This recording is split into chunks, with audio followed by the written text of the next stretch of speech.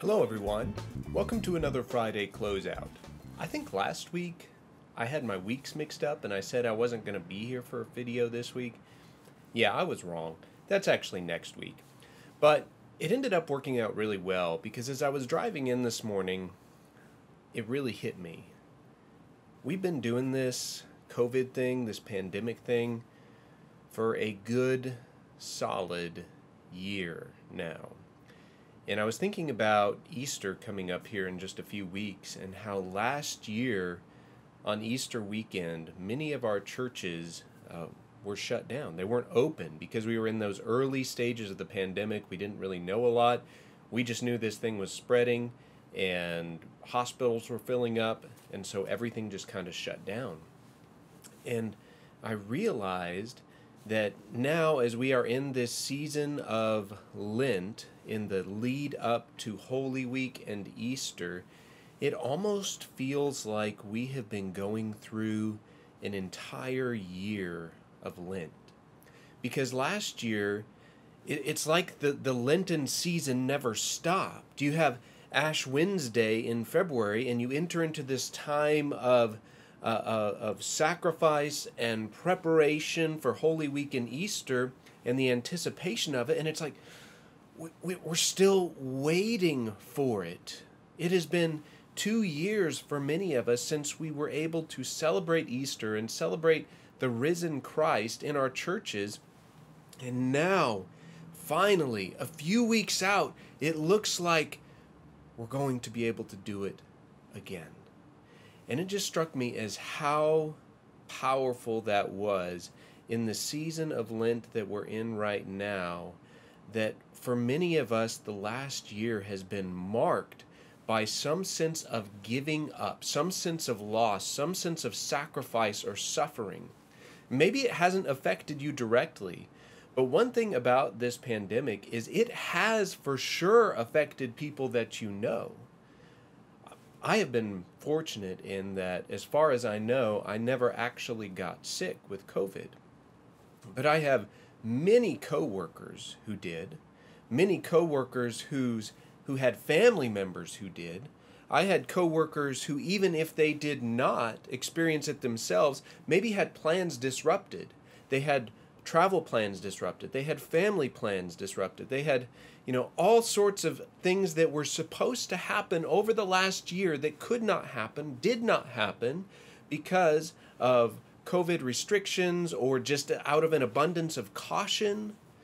And so there's been this tension, this stress, this sense of giving up, of loss over the last year. And when you think about some of the things that traditionally happen with Lent, a lot of times what happens during that season is somebody will say, I am going to give up something for Lent. I am going to fast from this thing. Maybe it's a food item. Maybe you say, I'm not going to drink caffeine for the season of Lent. Maybe you say, I'm not going to get on Instagram for the season of Lent. And so you give something up, a normal part of your everyday life, and then what would normally be filled by that, you instead spend that time thinking and reflecting on Christ and on his sacrifice and on what he did and on our own sinfulness and need for Christ. Well, we are in the season of Lent right now, and I will tell you, I have never been so ready for Easter, and it just feels so real, almost, because a lot of the things that we end up giving up for Lent, they're kind of these tertiary, these things on the peripheral of our life. It's like, yes, I can give up caffeine, and I might have a headache for a few days, but it's really not going to affect that much of my day-to-day life. But with the pandemic, it did, and in some cases still has impacted aspects of our day-to-day life. But Easter is coming. And man, I'm ready for that celebration. And so in closing, I just wanted to share that with you. I know I'm taking a break from the Sermon on the Mount. We'll jump back into that in a couple weeks. And over the last year that I've been doing these, I've periodically shared some prayers with you. And I wanted to share a prayer with you from Every Moment Holy, Volume 2.